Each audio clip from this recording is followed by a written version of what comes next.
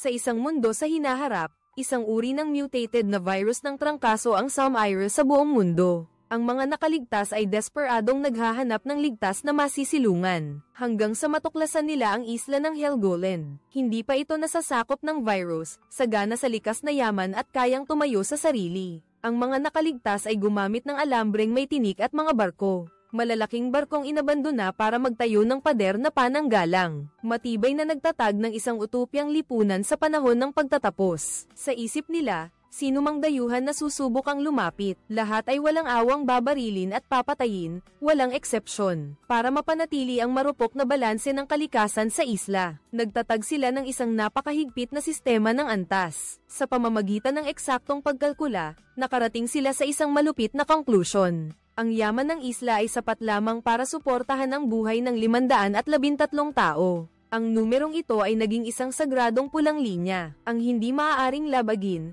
Ang pagsilang ng isang sanggol ay nangangahulugan ng pagpanaw ng isang matanda. Ito na ang naging di nasusulat na batas sa isla. At sa pagkakataong ito, ang pagsilang ng kambal ay tuluyang SARS sa balanseng iyon. Kailangang simulan ng komite ng isla ang planong pang-emergency. Ang isla ay gumagamit ng sistema ng pagraranggo ng puntos para pamahalaan ang bawat residente. Lahat ng 513 residente ng isla ay kailangang sumali sa paggawa para kumita ng puntos. Ang kakayahan, pag-uugali, at pagganap sa trabaho ng bawat isa ay makakaapekto sa huling ranggo ng puntos. Ang sistemang ito na tila makatarungan ay siyang nagtatakda ng kapalaran ng bawat isa. Si Christian, na pangatlo sa pinakamababa, ay nanginginig sa harap ng TV dahil sa kapabayaan. Sa trabaho na SARS sa track, agad bumagsak ang kanyang puntos sa pinakababa.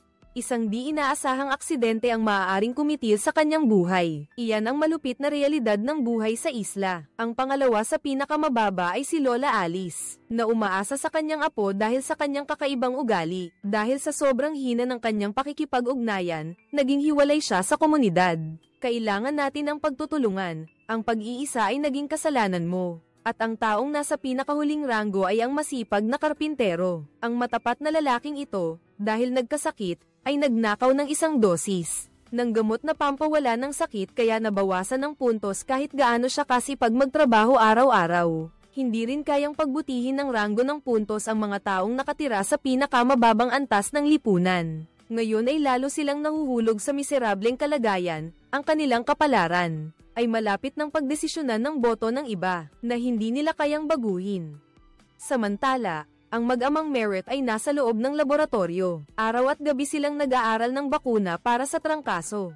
Lalong nababahala si Merritt dahil matagal na silang nag-aaral pero wala pa ring pag-unlad. Lumilipas ang oras habang winuwasak pa rin ng virus ang mundo sa labas. Sa harap ng krisis, nagsisimula ng humanap ng paraan ang mga tagapulo para protektahan ang kanilang sarili. Palihim na tinitipon ng asawa ng karpintero ang mga tagapulo na malapit sa kanya. Sinusubukang bilhin ang kanilang boto sa ilalim ng pagpapanggap na sibilisado. Nagaganap ang mga transaksiyong primitibo sa ilalim ng lupa. Ang desperadong matandang si Alice ay gumawa ng mas nakakabaliw na aksyon. Habang natutulog ang nanay ng kambal, gusto niyang nakawin ang sanggol na sobra. Pero nahuli siya ng nanay nito. Napilitan si Alice na ibalik ang bata. Ngayon ang araw ng pamamahagi ng pagkain na itinakda ng isla. Mahaba nang nakapila ang mga taga-isla sa harap ng supermarket mula pa kaninang umaga. Naghihintay na magsimula ang pamamahagi. Kitang-kita sa mukha ng bawat isa ang pananabik at pag-aalala tungkol sa mga mapagkukunan para mabuhay. Pagkabukas ng supermarket, isa-isang pumasok ang mga taga-isla, maingat na pumipili ng mga gamit na kailangan nila. Di sinasadyang natamba ng isang batang lalaki ang mga lata sa istante, na nakakuha ng atensyon ng lahat. Hinikayat ni Hendrik, kaibigan ni Christian, si Christian na ibahagi ang kanyang mahalagang pagkain sa kawawang batang ito. Ang tila simpleng gawaing ito ng kabutihan ay agad na napansin ni Beatrice, ang may kapangyarihan sa isla. Pumalakpak siya at pinuri ang diwa ng pagiging mapagbigay na ito. Pagkatapos ay binigyan niya sina Christian at Hendrik ng tig-1 puntos, at si Hendrik ay anak ni Beatrice. Si Hendrik, na may mapanuyang mukha, ay lumapit sa karpintero na pumipili ng pagkain. Tinanong niya kung gaano pa katagal-tatagal ang reserbang pagkain. Tapat na sumagot ang karpintero na kaya pa nitong tumagal ng 20 araw. Ang sagot na ito ang nagpaalab ng kasamaan sa mga mata ni Hendrik. Ipinahid niya ang kinagat niyang prutas sa mukha ng karpintero. Nag-alok siya ng kasuklam-suklam na kasunduan na malapit na siyang magtrabaho sa bodega ng supermarket. Basta't makapunta ang asawa ng karpintero, makakatanggap ang karpintero ng dagdag na pagkain. Pagkasabi nito, mayabang na itinapon ni Hendrik ang prutas at umalis. Hindi na matiis ng nagugutom na karpintero, dali-dali niyang pinulot ang prutas sa lupa at isinubo. Nakita ng asawa na nakatayo sa tabi niya ang tagpong ito, galit na galit at wala siyang magawa. Sa baluktot na mundong ito, ang dignidad ay naging isang luho. Nakikita ni Beatrice ang lahat ng ito kaya't pinaalalahanan niya si Hendrik na maging maingat. Gayunpaman, hindi pinansin ni Hendrik ang sinabi niya. Ang lasa ng kapangyarihan ay nagpapatigas sa kanya. Sa sandaling ito, pumunta si Merrick sa isang lihim na silid.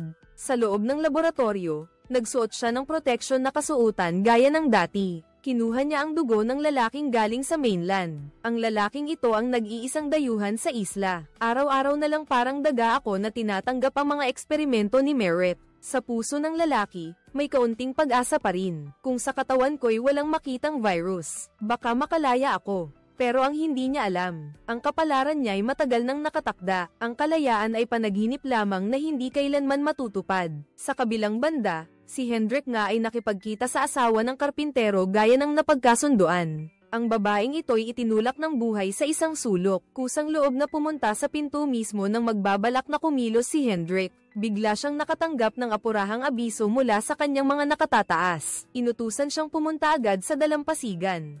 Wala nang nagawa si Hendrik kundi magmura. Nagmadali siyang magbihis at tumakbo papunta sa dalampasigan, iniwan ng babaeng natatakot na mag-isa sa bodega. Sa puntong ito, may isang bangka na naglalaman ng mga desperadong tao na dumating mula sa mainland. Hindi nila pinansin ang mga babala ng isla at sinubukang pumasok sa ligtas na kanlungan. Ngunit hindi nila inaasahan na si Hendrik ay kumilos ng walang pahintulot at binaril ang lahat ng mga nanghihimasok. Agad na nagkulay pula ang tubig dagat.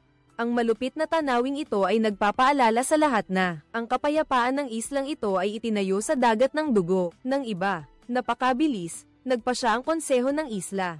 Ang pagpili ng kapalaran ay naganap ayon sa inaasahan. Ngayon, iboboto nila ang listahan ng mga taong dapat isakripisyo. Dahil kaya ng lahat na tanggapin ang pagsilang ng kambal, nagpa siya si Beatrice na simulan agad ang pagboto. Dahil tumaas ng 1 punto si Christian, tumaas ang ranggo, ibinaba ang isang babae. Sina Lina, Alice, at ang karpintero ang nasa dulo ng ating listahan. Sige, simulan na natin. Bumoto na tayo. Sige, isasakripisyo ng karpintero ang kanyang sarili para sa kanyang mga anak. Malinaw ang resulta ng botohan, ngunit nang handa nang ipahayag ni Beatrice ang malupit na resulta na ito. Biglang tumayo ang asawa ng karpintero at isiniwalat ang malupit na gawa ni Hendrik. Umalingaw-ngaw ang kanyang boses sa silid ng pagpupulong, bawat salita ay naglalaman ng galit at desperasyon. Nagnanakaw siya ng pagkain, isa siyang masama, dahil sa mahigpit na batas sa isla. Agad na sineseryoso ng komite ng isla ang isyong ito. Isa-isa ring tumayo ang iba pang biktima para suportahan ang akusasyon ng asawa ng karpintero. Agad na naging tensyonado ang kapaligiran sa silid ng pagpupulong. Malaking gulo talaga ang ginawa ni Hendrik ngayon. Kahit malapit na siyang mamatay, matigas pa rin ang ulo niya. Pilit niyang ipinagtatanggol ang kanyang kasalanan, pero malinaw na ang katotohanan. Walang saysay ang lahat ng kanyang paliwanag. Kaya naman, nagdesisyon ng pinuno ng komite ng isla. Nahatulan si Hendrik at palitan ng karpintero na dapat sanang parusahan ng kamatayan. Pagkatapos, idanuglasno nilang pinagtibay ang resolusyon na ito. Sa wakas, nakamit na ang hustisya. Si Beatrice, bilang ina ni Hendrik, syempre, hindi niya kayang makita ang kanyang anak na mamatay. Gayunpaman, sa harap ng nagawang krimen ng kanyang anak, hindi rin niya ito may pagtanggol. Sa huli, nakaisip siya ng isang kompromiso. Ipapatapon si Hendrik sa mainland. Tiningnan ni Beatrice ang kanyang anak na hindi pa rin nagsisisi. Durog ang kanyang puso, ibinigay na lamang niya rito ang kanyang anteng-anteng. Pagkatapos, tinalikuran na niya ito at umalis sa kulungan. May mga pagkakamali na kapag nagawa na, hindi na kailanman maisasalba. Kasabay nito, natuklasan ni Merrick ang isang kakaibang sitwasyon sa laboratorio. Ang mga taong galing sa mainland na nabakunahan ay nagsisimula ng makaramdam ng hirap sa paghinga. Mabilis na lumalala ang sitwasyon para maiwasan ang mas malaking panganib. Niloko ni Merrick ang lalaking iyon para mag-iniksyon ng gamot na pampatay. Pagkatapos ay palihim niyang sinunog ang bangkay nito para sa pangmatagalang pag-unlad ng isla. Ang milisyang nasa isla ay regular na pupunta sa mapanganib na mainland para makipagpalitan ng mga supply kay Durgraf. Gamit ang mahalagang pagkain, ipinapalit nila ito sa mga supply na kinakailangan. Sa mapanganib na kalakalang ito sa isla, napapanatili ang pangunahing operasyon ng isla. Sa pagkakataong ito, may dalawang espesyal na karakter na kasama sa grupo. Ang isa ay si Hendrik na malapit ng ipatapon, at ang isa pa ay si Linus na nag-iisip ng malalim para makahanap ng bakuna. Ang kapalaran ninyong dalawa ay malapit ng magbago sa mapanganib na paglalakbay na ito. Labis na nag-aalala si Merrick sa paglalakbay ng kanyang anak. Noong gabing iyon, kinausap niya si Beatrice, umaasang magiging maawain ito. Gayunpaman, galit si Beatrice dahil sa panukala ni Merrick na paalisin si Hendrik. Kaya't walang magawa si Merrick kundi panoorin ang kanyang anak na umalis sa isla sa unang pagkakataon. Bago umalis, nagbilin si Merrick dahil hindi siya mapakali, na siguraduhing alagaan ng kapitan na maitim si Linus. Hindi pa rin nagsisisi si Creed bago umalis, at sinadya pang baliin ang ilong ng karpintero. Ang masamang gawaing ito ay muling nagpapatunay sa kanyang tunay na pagkatao at nagpapahiwatig na ang naghihintay sa kanya ay mas matinding parusa. Habang dahan-daang bumubukas ang tarangkahan, mabilis na sumulong ang mga milisya na nakasakay sa maliit na bangka. Nang makita nila ang gibang lupa, agad silang naghandang itapon si Hendrik sa harap ng tunay na banta ng kamatayan. Lubos na natakot si Hendrik upang iligtas ang kanyang buhay. Ipinagkanulo pa ni Hendrik ang kanyang sariling ina, nagmamakaawa sa mga milisya na ibalik siya sa isla, at ipagtapat ang lahat ng gamit na itinago ni Inang Beatricia. Gayunpaman, hindi siya pinansin ng mga milisyang galit na sa kanya. Binugbog nila si Hendrik at pagkatapos ay pinaputukan siya para takutin siyang tumakas. Sa lupaing nababalot ng kamatayan, mag-isang haharapin ni Hendrik ang kanyang ditiyak na kapalaran. Kasabay nito, ang sistema ng pagsala ng tubig sa isla ay biglang naglabas ng alarma ng pagkasira. Hindi agad lumitaw ang inhinyerong si Ulike hanggang sa ipinaalam ng isang babaeng kasamahan, saka lang siya pumunta sa tubo para tingnan ang sitwasyon. Sa pamamagitan ng monitor, pinanood ni Beatrice ang abalang likod ni Ulike. Nagtanong siya sa isang inhinyero tungkol sa problema sa mga sirang tubo. Pero ang sagot na natanggap niya ay nagdulot sa kanya ng pag-aalala. Hawak ni Ulike ang pangunahing teknolohiya, at may ilang sira na siya lang ang makakapag-ayos. Simula nang trader rin siya ni Merrick sa kongreso ng mga mamamayan ng isla. Hindi matanggap ni Beatrice na may isang taong may monopolyo sa teknolohiya. Alam niyang sa isang saradong kapaligiran na tulad nito, walang sino man ang dapat maging isang nilalang na hindi mapapalitan. Nang handa nang umalis si Beatrice, biglang tinawag siya ng babaeng inhinyero. Lumabas na natuklasan niya na nagtatago si Ulike ng isang radyo. Malinaw na ginagamit ito para makipag-ugnayan sa labas. Ang pagkatuklas na ito ay nagpahirap sa sitwasyon. Hindi nag-eskandalo si Beatrice doon mismo, sa halip ay naghintay.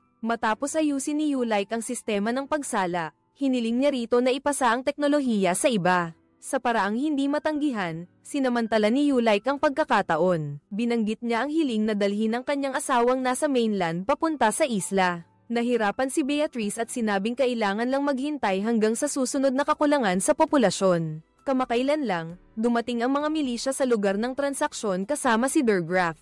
Dahil sa kakulangan ng karanasan ni Linus, hiniling ni Mia na manatili siya sa lugar. Siya mismo ang nanguna sa grupo para dalhin ang 2 kahon ng mahalagang pagkain kay Durgraf. Parehong panig ay armado at nagpapanatili ng ligtas na distansya. Hindi pa nagsisimula ang transaksyon, biglang sumugod mula sa likod ng mga milisya ang isang mekaniko. Gusto niyang gamitin ang kanyang kasanayan para ipagpalit sa karapatang makasakay. Ngunit ang naghihintay sa kanya ay isang ligaw na bala.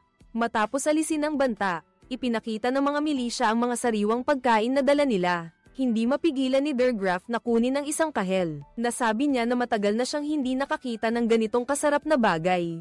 Sa mundong winasak ng virus, ang isang ordinaryong kahel ay naging isang luho. Sa kalupaan na sinalanta ng virus, napakahirap magtanim ng mga pananim. Ipinakuha rin ni Durgraf ang gamot at gasolina na kailangan ng mga taga-isla. Ngunit sa kasamaang palad, ang gamot ay paso na. Naghihintay si Linus ng naiinip sa daungan. Dahil sa pagkausyoso sa misteryosong kalupaan, sinuwi niya ang utos. Kusang umalis sa ligtas na daungan patungo sa panganib. Nang biglang may isang estrangherong lalaki ang naghagis kay Linus ng isang bote ng gamot. Lumabas na pinagmamasdan pala siya nito mula sa dilim. Nang bumaba lang siya sa barko, ngayon lang nakahanap ng pagkakataong lumapit. Sinabi ng lalaki na siya ay nasa isang abandonadong barko. Nakadiskubre ng isang kumpletong laboratorio. Sa loob nito ay maraming mahahalagang kagamitang medikal. Para kay Linus na nangangailangan ng gamot, ang impormasyong ito ay tiyak na napakalaking tukso. Kaya sumama si Linus sa lalaki papunta sa misteryosong bodega. Nakita niya ang isang buong kahon ng gamot na buo pa. Pero, ang kondisyon na inalok ng lalaki ay agad na nagpa-alerto sa kanya. Gusto ng lalaki na ilipat ang buong grupo niya sa isla. Pero syempre, wala si Linus sa posisyon para gawin yun. May naisip ako.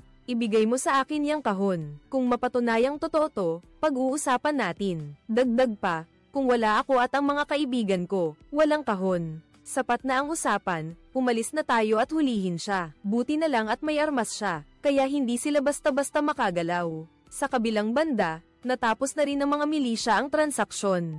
Dala nila ang mahahalagang kagamitan at handa nang umalis. Nang biglang maaksidente si Viceroy sa dulo ng grupo. Isang baliw na matanda na may hawak na palakol ang biglang sumugod sa kanya. Sa gitna ng kanilang pagbubuno, natanggal ang proteksyon na maskara ni Viceroy. Bagamat agad na rumesponde ang kanyang mga kasamahan at napatay ang matanda, pero huli na ang lahat, lubos nang nakalantad si Viceroy.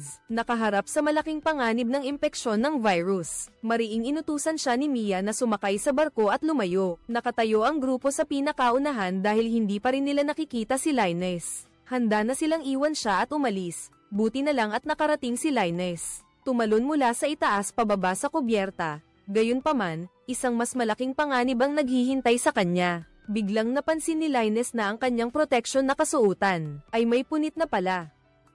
Biglang sumulpot ang isang ulo mula sa likod ng bangka. Iyon yung lalaking gustong makipagpalit ng gamot kay Linus. Pagdating sa isla, hinabol niya at pilit na sumakay sa bangka. Walang awang binaril siya ng mga malisya. Pagkatapos, tinurukan ng pampatulog si Linus Merrick habang nag-e-examine ng isang babaeng mangganganak. Biglang nakatanggap ng mensahe na ihanda ang isolation room. Ang pinakikinakatakutan niya, nangyari na. Posibleng nahawa ang anak niya pagkatapos ma-disinfect si Linus. Si Linus at Viceroy ay kinailangang ihiwalay at linisin ng disinfektante. Nang dalawin ni Merrick ang kanyang anak na si Linus, kinuha niya ang bakuna sa trangkaso na galing sa mainland. Ngunit nag-alala si Merrick na baka nilagyan ito ng tubig ng mga taga-mainland para lokohin ang kanyang inosenteng anak. Sa puntong ito, si Viceroy ay umuubo ng malakas na nakakuha ng atensyon ng mag-ama. Nang makita nila sa katawan ni Viceroy, ay lumitaw ang malalaking pulang pantal, pareho silang nakaramdam na parang humaharap sa isang malaking kaaway. Nang matuklasan ni Beatrice na nag-uusap-usap na ang mga taga-isla tungkol kay Viceroy na naka-isolate, agad siyang nagsinungaling na ayos lang ang lahat, regular check-up lang daw, tapos nagmadali siya sa laboratorio para malaman ang tunay na sitwasyon. Sa puntong ito, natuklasan na ni Merrick ang masaklap na katotohanan. Ang dugo ng anak niyang si Linus ay nahawaan ng virus. Buti na lang, epektibo nga ang bakunang dinala mula sa mainland.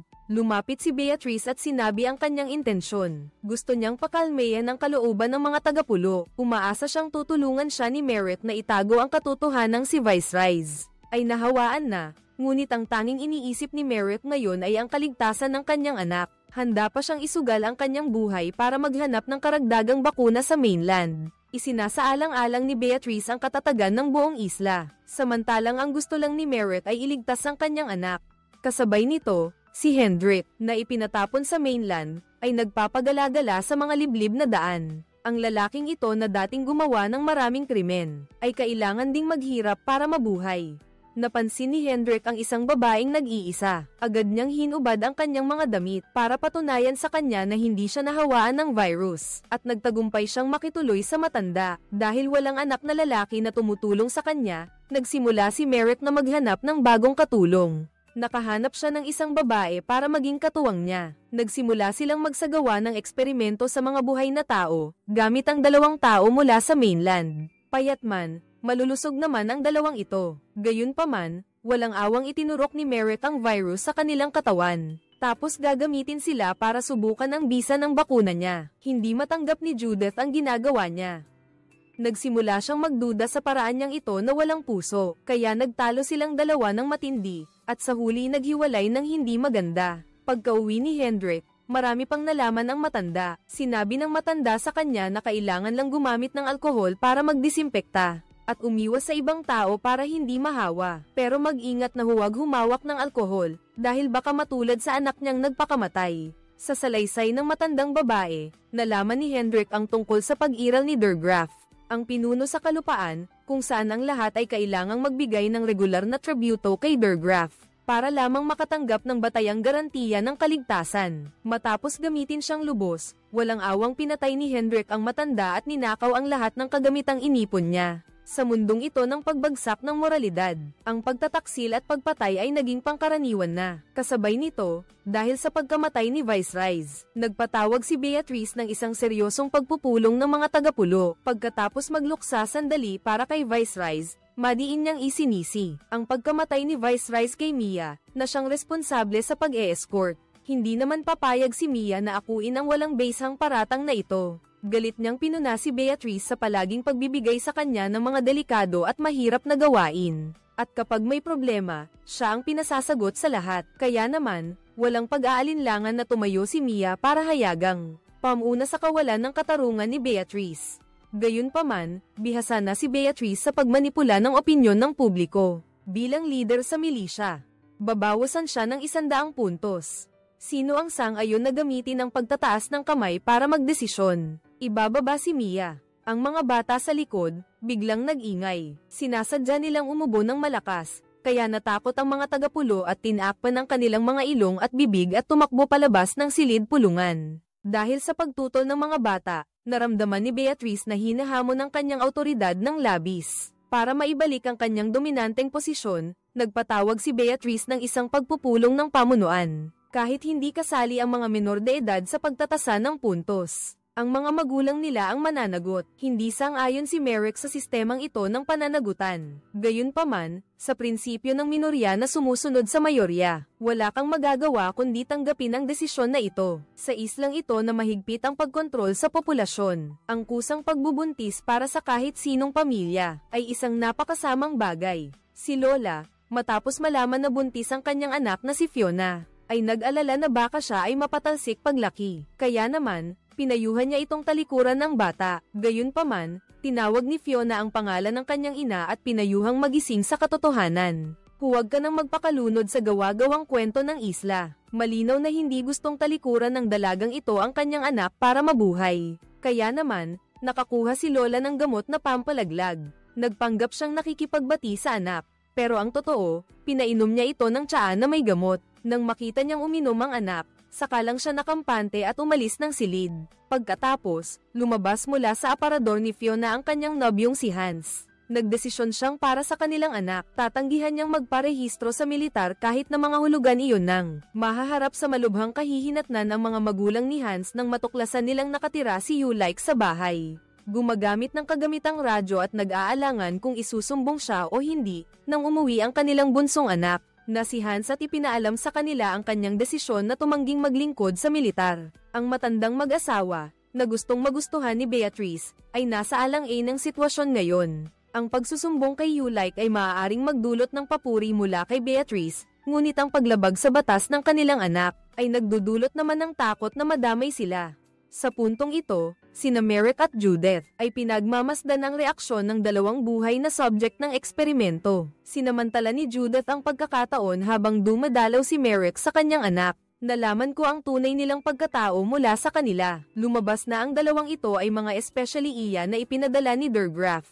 Noon, nalaman ni Der Graaf sa katihan, sa pamamagitan ng lalaking binaril ng milisya, ang tungkol sa pag-iral ng bakuna, kaya ipinakulong niya ang buong grupo ng lalaking iyon, para tanungin ang mga kasamahan matapos makita ang bangkay ng lalaki. Lahat sila ay nagpakita ng takot, maliban sa isang lalaking itim na labis na nasaktan. Nang tanungin ng mga tauhan ni Der Graaf kung saan nakatago ang bakuna, sabi ng iba, wala raw silang alam, kaya inutusan ko. Naipaalam sa lahat na ililibre sila ni Der Graaf. Agad-agad silang nagkaguluhan pababa, maliban sa lalaking itim. Malungkot siyang tumingin sa bangkay ng ilang beses bago tumalikod at umalis. Napansin ni Der Graaf na may kakaibang relasyon ang lalaking itim at ang namatay, kaya hinarang niya ito at tinanong kung saan nakatago ang bakuna. Hindi naman bobo ang lalaking itim, kaya nagpahiwatig lang siya kay Der Graaf. na nasa isang barko raw ang bakuna. Pagkatapos, nagbigay siya ng kondisyon niya. Alam na alam yan ng lalaking itim. Hindi kontento si Der Graaf sa pamumuno sa mainland. Lagi pa rin niyang hinahanap ang paraan para atakihin ang isla, lalo na pagkatapos nilang makuha ang bakuna. Si Merrick lang sa isla ang nakakaalam kung paano gamitin ng tama, kaya hiniling ng lalaking itim kay Der Graaf na isama siya sa isla at bigyan siya ng pagkakataong makapagtago. Mabilis namang nakipagkasundo si Der Graaf sa kanya para sa kapwa nila ikabubuti. Sa mga oras na to, mabilis na lumalala ang sakit ni Linus sa isla. Mahigpit niyang hiniling sa kanyang ama na tumulong. Hanapin ang misteryosong barko na binanggit ng lalaking iyon. Sabik si Merrick na iligtas ang kanyang anak at umaasa sa barkong iyon. Kaya, kusang loob niyang hinanap si Mia na nakakulong. Umaasa siyang matutulungan siya nitong makahanap ng barko papunta sa mainland. Simple lang ang hiling ni Mia. Ang makalaya siya dahil napilitan siyang managot sa pagkamatay ni Vice at kasalukuyan siyang nakakulong. Sa puntong ito, dinala ni Hendrik ang nakulimbat na ari-arian mula sa matandang babae. Umalis siya para alamin ang kinaroroonan ni Der Graaf. Pero di nagtagal, dinukot siya ng isang nagugutom na pamilya. Habang pinag-aaralan ng pamilya kung paano hatiin si Hendrik, nagising siya sa tamang oras para iligtas ang kanyang buhay. Niloko niya ang pamilya na may hawak siyang importanteng impormasyon, na gustong-gusto malaman ni Der Graaf. Nagduda ang pamilya at dinala si Hendrik kay Der Graaf. Para makaligtas, walang pag-aalinlangan niyang ipinagkanulo si Beatrice at nagpahayag na siya ang tagapagmana ng isla. Nawala ako sa mga kasamahan ko noong lumapag kami. Pansamantalang pinatuloy ni Der Graaf si Hendrik, na nagsasabing mayroon siyang espesyal na katayuan. At binigyan niya ang pamilyang iyon ng isang bote ng antibiotic kapalit. Gayunpaman, mabilis na nabisto ni Der Graaf ang kasinungalingan ni Hendrik. Natuklasan niya na ang tunay niyang pagkatao ay isa siyang ipinatapon. Para makuha ang tiwala niya, sinabi ni Hendrik na alam niya ang isang maliit na daan na maaaring palihim na makaakyat sa isla, isang mahalagang impormasyon. Ito ang nakatulong para pansamantala siyang makaligtas. Dahil sa kakulangan ng mga medical personnel sa isla, sinimulan ni Beatrice na kapanayaman ng mga doktor mula sa mainland sa pamamagitan ng video kasama ang mga miyembro ng komite ng isla. Ang asawa ni Ulyk ay isang mahusay na parmasyutiko. Kasalukuyan siyang sumasailalim sa mahalagang panayam na ito. Para mapanatili ang imahe ng isla, nagsinungaling si Beatrice na ang pagkamatay ng mga taga-isla ay dahil sa aksidenteng pagsabog ng bomba. Sumunod, sinimulan ni Merrick na suriin ang kanyang kaalaman sa propesyon. Malinaw na sumagot ang asawa ni Ulyk at matagumpay na nakapasok sa susunod na yugto ng panayam. Sa susunod na interview ng komite ng isla, parehong nasagot ng tama ng isang parmasyutiko at isang siruhano ang mga tanong ni Merrick. Ngunit ipinakita ng huling resulta ng botohan na mas gusto pa rin ni Merrick ang siruhano. Labis na ikinagalit ni Ulyk ang desisyong ito. Dahil ang parmasyutikong natalo ay ang kanyang labis na minamahal na asawa. Nang tanungin ni Ulyk si Merrick kung bakit hindi siya tinulungan, sapilitang pinigilan siya ni Beatrice. Galit na nagmungkahi si Ulyk na umalis sa isla, ngunit diretsahang tinanggihan siya ni Beatrice. Simple lang ang dahilan, kailangan pa rin ng planta ng tubig ang iyong teknikal na suporta. Matapos tratuhin ng walang pakundangan, nagpa siya si Ulyk na gumanti sa isla sa isang baliw na paraan. Matapos ihatid ang doktor sa isla, pinaligiran siya at dinala sa isang bahay para makapagpahinga. Ngunit ang hindi inaasahan ng mga taga-isla ay, isang mag-ama mula sa mainland ang palihim na nagtago sa barko. Matagumpay na nakapasok sa isla, si Ulyk ay umiiyak habang inaaliw ang kanyang asawa sa malayo. Sinabi niyang gagawa siya ng paraan para madala ito sa isla, pero ang asawa niya ay wala ng ilusyon. Galit na galit si Ulyk kaya nagpunta siya sa planta para isagawa ang kanyang paghihiganti. Samantala, lasing ang tagapamahala kaya palihim siyang umakyat sa turbine. Hinampas ng hangin ang palakol at pinutol ang mahalagang kagamitan.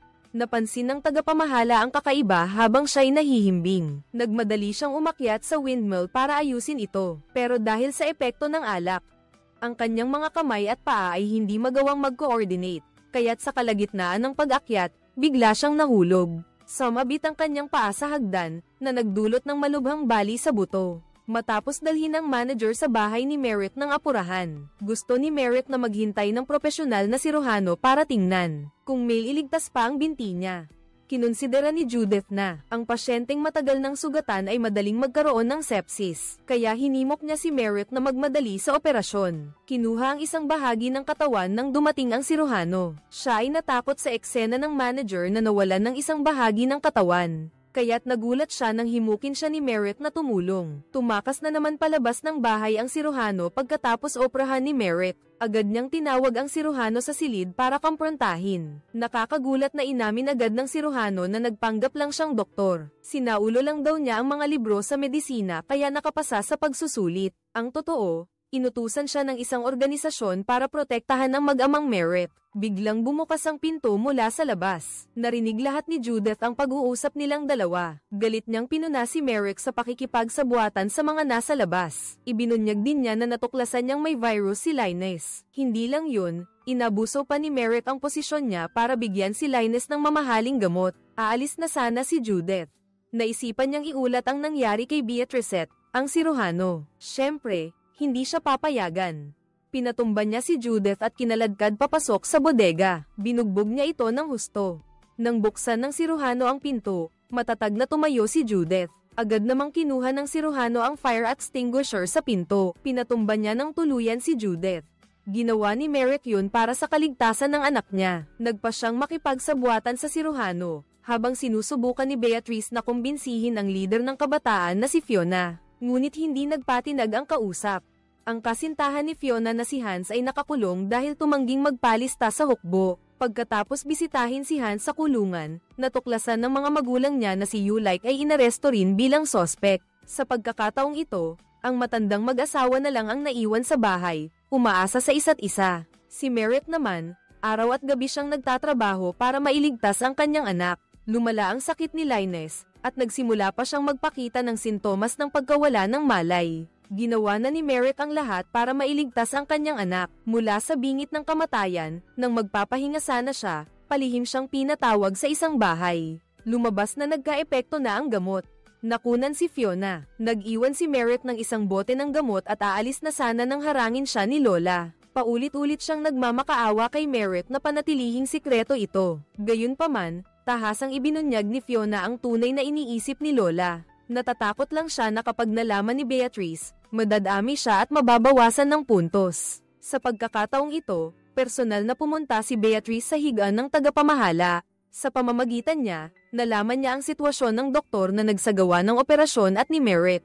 Ang mas mahalaga, si Beatrice ay nasa loob ng silid ni Merrick. Nang makita ang isang ngipin na nakabaon sa hambo ng pinto, agad na hinanap ni Beatrice si Merrick. Kinumpranta niya ito tungkol sa katotohanan sa pagkawala ni Judith. Para protektahan ang siruhano, anako na lang ni Merrick ang kasalanan sa pagpatay kay Judith. Alam ni Beatrice na hindi niya muna kayang galawin si Merrick, pero inalis niya ang lahat ng pribilehiyo nito. Gayunpaman, agad na napagtanto ni Beatrice sa importanteng pagkakataong ito, na ang pagtatalo nila ni Merrick ay isang napakalaking kamalian. Habang nag-iisip si Beatrice kung paano palalakasan ang kanyang lubos na kapangyarihan, si Der Graaf, ang namumuno. Sa kalupaan ay pinamumunuan ng lalaking itim at si Hendrik ay nirecruit. Nagmamaneho papunta sa isla ng Helgoland, muling ipinatawag ni Beatrice ang pagpupulong ng mga taga-isla para ihayag ang krimen ng pananabutahe ni Ulike sa turbina ng hangin. Pagkatapos ay matalino niyang isinisi ang pagkamatay ni Judith. Kay Ulike rin, nang ilabas ni Beatrice ang damit na may dugo ni Ulike bilang ebidensya. Gusto pa rin ni Ulike na ipagtanggol ang kanyang sarili sa huling pagkakataon, gayunpaman, nagmadaling tumayo ang siruhano. Nagsasabing handa siyang tumulong na beripikahin ang dugo. Sa katotohanan ay gusto niyang kumpirmahin ang pagkakasala ni Ulike. Sa mga oras na to, wala nang nang-ahas na magsalita para kay Ulike. Nahiwalay siya at hinatulan ng lahat na nagkasala. Ang paglilitis na ito na mukhang patas ay isa palang bitag na inihanda na. Pagkatapos, ang karpintero ay biglang naging punong inhinyero. Ang tagapamahala, na nabalian ng binti, ay nagpunta sa bahay ng karpintero na nakasaklay. Biglang nawala sa kontrol ang kanyang emosyon, sinisi niya ang karpintero sa pagbigay sa kanya ng alak, kaya nagdulot ito ng ganitong kalubang resulta. Ang asawa ng karpintero ay matalinong gumamit ng ilang salita para pagaanin ang sitwasyon. Ang krisis na ito ay nagpatahimik sa tagapamahala at binitiwan ng kutsilyo sa kanyang kamay. Hindi nagtagal pagkatapos ng paglilitis kay Ulike, dumating siya. Nakagapos ang kanyang mga kamay at paa ng lubid. Itinapon siya sa dalampasigan, malapit nang tumaas ang tubig. Habang unti-unting tumataas ang tubig, ang bibig at ilong ni Yulike ay walang awang nilulubog. Walang pakundangang pinanood ito ng mga tagapulo, pagkatapos ay tinalikuran siya ng walang pakialam. Sa baluktot na lipunang ito, ang makita ang ibang tao na mamatay, ay naging isang normal na bagay. Pagkatapos, dumating si Merrick sa higa ni Linus at nagsimulang magkwento ng isang kwentong matagal nang inilibing, noong kasisimula pa lamang ng katapusan ng mundo. Hindi pa ganoon kasama ang lahat. Si Merrick at ang kanyang asawa, matapos silang magkausap sa telepono, ay dinala ang batang si Linus sa supermarket para bumili ng mga gamit. Ngunit ang lugar na ito ay pinaligiran na ng mga desperadong mamamayan.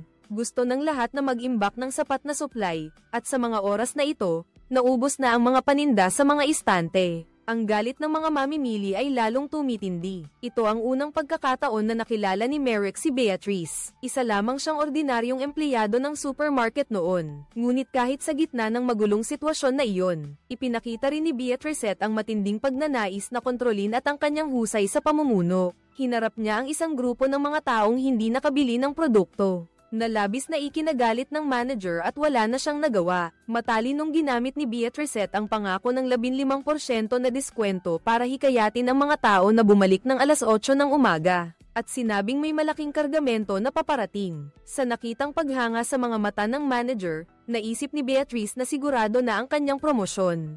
Gayunpaman, ang pagpupulong ng mga empleyado na ipinatawag ng manager pagkatapos noon, ay hindi siya pinuri. Sa halip ay ikinalungkot pa ang mga pagkalugi. Ang pagbaba ng presyo ang nagdulot nito at nagudyok kay Beatrice. Malalim nitong itinanim sa puso niya ang binhi ng ambisyon sa kapangyarihan. Sinimulan niyang udyukan ang mga kasamahan niya sa magulong panlipunang kalagayang ito, para magtayo ng sarili nilang kanlungan. Sa panahong ito, wala pang kaso ng sakit sa isla kung nasaan si Merrick, kaya nagdesisyon ang isla na lubusang ihiwalay ang sarili sa labas ng mundo. Ang asawa niyang si Tessa ay nag-aaral ng virus sa mainland. Napagtanto niya na hindi maaaring tuluyang mawala ang virus, at hindi ito titigil sa pag-evolve sa mga bagong uri ng virus. Mas nanganganib si Merrick ngayon dahil naririnig niya ang boses ng anak niya. Hindi niya sinunod ang babala ng kanyang asawa na manirahan sa isla. Nagtatrabaho si Merrick sa lokal na ospital nang dumating ang manager sa supermarket. Natuklasan niyang pinamumunuan ni Beatrice ang ibang empleyado sa pag-aayos ng buong supermarket. Dahil sa presyon ng lahat, napilitan ang manager na isuko ang kanyang karapatan sa pamamahala ng supermarket. Nang muling magbukas ang supermarket, hinarang sa pinto ang mga taong gustong pumasok para mamili. Hinihiling ng mga empleyado sa mga mamimili na isulat sa listahan ang mga bagay na gusto nilang bilhin. Nahaharap sa mga taong gustong mag-imbak ng malalaking dami. Diretsahang pinalaya sila ni Beatrice, at pagkatapos ay, gumamit pa siya ng armadong puwersa sa loob ng tindahan para supalan ang lahat.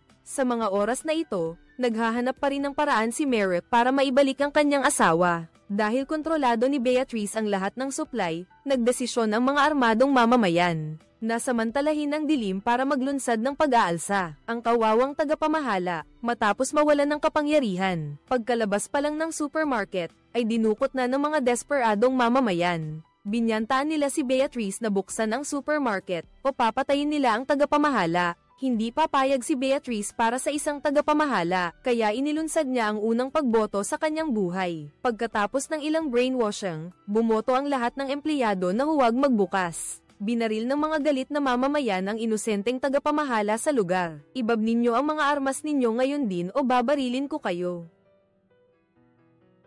Hali kayo, hali kayo. Ngayon, pakinggan ninyo ako. Gumuguho na ang mundo. Maaaring ito na lang ang tanging ligtas na lugar. Maaaring tayo na lang ang mga nakaligtas. Ang maliit na grupong ito ng mga ordinaryong tao, tayo, ang mga maliliit. Ang mga hindi kapansin-pansin ay hindi napapansin. Makakaligtas tayo at ililigtas din natin ang mundong ito. Pero kung poprotektahan natin ang islang ito, mangyayari lang yan kung magiging mga mandirigma kayo. Kailangan ninyong maging mga mamamatay tao. Naiintindihan nyo ba? Alam nyo ang pakiramdam na yun. Kailan kaya tayo makakaranas ng malaking bagay sa buhay? Sinasabi ko sa inyo, nangyayari na ito ngayon. Sa mga sandaling ito, kaya kung may lumitaw dito, may gustong manakit sa atin, dapat handa kang basagin ang ulo niya. Ang ibig kong sabihin, literal. Gets? Opo, sige. Hanapin niyo ang bumaril sa manager, at dalhin niyo siya sa akin. Pagkatapos, Beatrice, hanapin mo ang lokal na pulis. Hilingin mo sa kanya na tulungan kang sanayin ang grupo mo. Bumuo ako ng isang grupo ng mga milisya. Bumuo ka. Sana hindi nahahawakan ng mga batang ito ang baril. Pulis ka sa isla. Sigurado ako na hindi pa kayo nakapagpaputok ng baril. Siguro halos wala pa akong nahuhuli. Ano, hindi naman talaga katapusan ng mundo yon. At ang tagapagpanatili ng kaayusan ang magiging bayani. Ang mga leader sa hinaharap ay hindi magiging social worker o mga manlalaro ng football, sila ang magiging tagapag-ingat ng tinapay at gatas. Ang team ko, hindi sila ang pinakamatalino, pero malaki ang puso nila. Ang kailangan lang nila ay isang magtuturo sa kanila, leader sa kanila. Gets mo? Gusto mo bang maging coach ng football habang buhay? Kung gusto mong protektahan ang islang ito, sa tingin ko magaling ako sa football. Salamat, pakinggan mo ko, tulungan mo ako sa isang bagay. Samahan mo akong tingnan ang ilang bagay. Diyos ko, ito ang resulta kapag naghahari ang kaguluhan. Palabasin niyo ako, pag-usapan natin ang susunod na plano. Palala ng palala ang sitwasyon. Wala akong panahon para sa mga gawaing hindi tapos. Pagkatapos, lumapit si Beatrice sa nag-iisang doktor sa isla. Iginuwid siya sa buong batika, bukas palad na sinasabing magkakaroon siya ng ganap na kontrol. Ang palitan ng pabor na ito ay nagdala sa kanya, ang suporta ng sistema ng kalusugan, ang matalik na kaibigan ni Lola bilang isang mamamahayag sa isla. Palaging sinusubaybayan ang bawat kilos ni Beatrice. Itinaguyod niya ang mga kwento ng kabayanihan ni Beatrice. Sa pamamagitan ng internet at mga magazine, tahimik na naiimpluwensyahan ang isipan ng mga taga-isla. Ang alkalde ng isla, nang matanto ang ambisyon ni Beatrice, ay nagpas siyang ipatawag ang pagpupulong ng mga taga-isla upang idiin ang kanyang legal at nangingibabaw na posisyon. Habang ang alkalde ay masigasig na nagtatalumpati sa entablado, napapanahong dumating si Beatrice sa lugar. Sinamantala ng alkalde ang pagkakataon, na hilingin kay Beatrice na ibahagi ang mga supply ng supermarket na kanyang eksklusibong hawak. Sa lahat, kalmado lang si Beatrice na nagpakilala sa sarili niya. Ako ang namamahala ng supermarket simula nang masaktan ang manager, at ako ang namumuno sa milisya. Sila ang nagbabantay sa supermarket, ito ang nagpapakain sa ating lahat. Gusto ko lang sabihin sa mga magulang, ang mga anak ninyo, bilang mga miyembro ng milisya ko, ay kahanga-hanga. Napakagaling ng ginagawa nila. Ang mga batang ito ay walang layunin noon, pero ngayon, sila ang nagbubuklod sa komunidad na ito. Dapat kayong ipagmalaki sila. Alam ko na magulo at nakakatakot ang lahat ngayon. Naiintindihan ko, pero yung nangyayari dito at yung mga sinasabi, ang ibig kong sabihin, malaya tayo. Malaya tayong pumili kung paano haharapin ang isang taong pumunta sa supermarket at sinaktan ang manager. Para harapin ang bagong sitwasyon na ito, nilalabag ang mga yaman na pag-aari nating lahat, ipinagbibili ang mga ito sa black market. Oo, tama, mayroon na tayong black market sa isla. Lahat ay mabilis na nagiging magulo. Ano na ang ginawa mo tungkol dyan, Mayor? Habang sinusubukan ng merkado na mabawi ang kontrol, para maiwasan ang pagtuligsa sa monopolyo ni Beatrice, bigla niyang iniba ang usapan. Sinimulan niyang talakayin ang tungkol sa bentahan sa itim na merkado sa isla. Pagkatapos, isinisi niya ang pagkamatay ng tagapamahala ng supermarket sa bentahan sa itim na merkado at itinuro ang tunay na salarin. Agad na nagliyab ang galit ng mga tao. Nahuli ng mga milisya ko ang taong iyon. Alam kong nakakagulat at nakakadiri ang lahat ng ito. Gayunpaman, kailangan nating maging matatag sa pagharap dito. Dahil ang mga taong katulad nito ang siyang aagaw ng pagkain sa mga bibig ninyo. Hindi natin pinag-uusapan ang huling hiwa ng cake tuwing linggo. Pinag-uusapan natin kung makakakain ba ang mga anak ninyo. Ngayon, pwede ninyo akong hulihin at ang mga batang yan. Ikulong ninyo kaming lahat. Pero anong mapapala ninyo? Isang magulong mundo, gaya ng mundo ngayon, o hayaan ninyo akong patuloy na pamahalaan ang isla natin, panatilihin ang ating pamumuhay, at protektado rin kayo. Hindi natin pwedeng hayaang ang komunidad natin ay maging, kayong mga may baril, bantayan nyo sila. Nandito tayo para parusahan ang krimen ni Matthias, isang smuggler sa itim na merkado at isang mamamatay tao. Sinubukan niyang magkamal ng yaman sa kapinsalaan natin. Ang taong ito ay hindi nabibilang sa ating komunidad. Hindi siya karapat-dapat manatili sa ating isla. Muli, iminumungkahi ni Beatrice na magtaas ng kamay para bumoto kung tapusin na. Ang walang asawang salarin ng tagapamahala ay mariing kinokondena ang salarin. Sinimulan siyang suntukin at sipain ng nagngangalit na mga tao. Gusto siyang sagipin ni Merrick pero hinayla siya palayo. Pagkatapos, pumunta ang lahat sa dalampasigan. Nakakagulat ang nangyari, pero hindi tayo masama. Ito ang madilim na panahon. Nawala na ang mundo natin, nawala ang lupa sa ilalim ng ating mga paa. Kailangan nating bumuo ng bagong mundo para labanan ang lahat ng kakilakilabot na parating, at para magawa iyon, kailangan nating maging malupit, lalo na sa ating sarili. Balang araw, mamumuhay tayong muli ng payapa, muli tayong magsasama-sama, magtititigan, at magiging mga normal na tao muli na nanunood sa nakagapos na kriminal habang unti-unting nilulunod ng tubig dagat. Nakonsensya si Merrick ng gabing iyon nang kausapin niya sa video ang kanyang asawang nasa kalupaan. Malungkot niyang ikinwento ito kay Tessa, na abala sa pag-opera sa pasyente. Matapos makuha ang genetic code ng virus, sabik siyang ibahagi ang mahalagang tuklas na ito kay Merrick. Gayunpaman, nawalan na ng interes si Merrick sa siyentipikong pag-aaral. Gusto lang niyang kumbinsihin ang kanyang asawa na pumunta agad sa isla nang biglang may narinig na ingay si Tessa sa labas. Natakot siya at gustong tumakas pero pinaligiran siya ng mga armadong goons. Itinaas ni Tessa ang sample ng virus para babalaan sila na huwag lumapit, pero lalo lang nitong ginalit ang mga uhaw sa dugong ito. Walang nagawa si Merrick kundi ang masaksihan ang malagim na pagkamatay ng kanyang asawa. Niyakap niya ang kanyang anak at balak sanang tumakas papuntang mainland, pero pagkaupo niya sa kotse, nawalan siya ng lakas ng loob. Sa puntong ito, hinanap ni Beatrice si Lore, ang iginagalang na tao. Nagsimula silang mag-usap tungkol sa mahalagang isyu ng pamamahagi ng yaman. Napagtanto ni Beatrice na hiwalay ang isla sa mundo. Maaaring ito na ang huling pag-asa ng sibilisasyon ng sangkatauhan. Para makamit ang pangmatagalang pag-unlad, nakaisip si Beatrice ng isang napakagandang ideya. Dahil ika-13 ng Mayo ngayon, nagtakda siya ng malupit na patakaran na ang isla ay maaari lamang maglaman ng 513 katao. Gayunpaman, sa ngayon, libu-libong residente pa rin ang nasa isla. Ang desisyong ito ay tiyak na lilipol sa mahigit kalahati ng populasyon. Ang antas ng kalupitang ito ay lumampas na sa limitasyon ng moralidad ng tao. Si Lore ay may kaunting reklamo noong una, ngunit mayroon siyang diabetes. Hindi niya kayang lumayo sa insulin na ibinibigay ni Beatrice para sa kanyang buhay. Naging walang saysay na ang moralidad pagkatapos noon. Nagsuot ng proteksyon ang 2 tao at lumapit sa bangkay sa dalampasigan. Kumuha sila ng kaunting dugo mula sa patay at nagpanggap na mga health worker. Nagsinungaling sila na magtuturok ng antibody sa virus. Itinurok ang dugo ng virus sa katawan ng malulusog na tao. Mabilis na nagsimulang kumalat ang virus. Nagsuka ng dugo ang mga pasyente at bumagsak sa lupa. Matapos nilang matagumpay na patayin ng isang tao, hinanap ni Beatrice at Lo si Merrick para sa mas malalim na pakikipagtulungan. Inaliw ni Beatrice si Merrick na nawalan ng asawa. Matagumpay niyang hinayla ito sa masamang plano. Sinimulan ni Lola na ipalabas ang balita tungkol sa pagkalat. Ang balita tungkol sa virus ay nagdulot ng pagkalito sa mga residente, kaya't walang nang ahas lumabas ng bahay. Ang ganitong gulat ay mas nakakatulong sa pagkuha ng lihim na dugo ni Merrick. Walang sino man sa isla ang talagang nahawaan. Agad na napagtanto ni Merrick ang nakakakilabot na katotohanan sa likod ng pakikipagtulungan ni Beatrice. Wala siyang pakialam sa mga limitasyon ng moralidad. Ipinasama niya sa listahan ng mga nahawaan ang lahat ng sumasalungat, kahit ang legal na merkado ay hindi nakaligtas. Ipinapadala niya ang mga malulusog na tao sa mainland. Pagpatay ang nangyari kay Tessa, ang asawa ni Merrick. Pagpatay yun.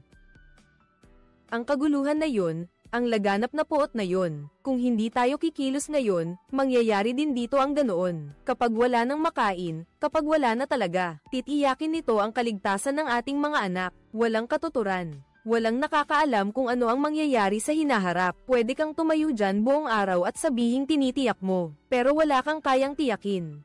Walang sino man sa atin ang nakakaalam kung ano ang mangyayari. Tama ka. Kaya naman kailangan nating magsikap ngayon para makahanap ng bakuna, makahanap ng serum, makahanap ng paraan para makaalis sa mahirap na sitwasyon. At ikaw, Lore, talagang sang-ayon ka. Merrick, tingnan mo ang mundo sa labas. Matagal na silang patay.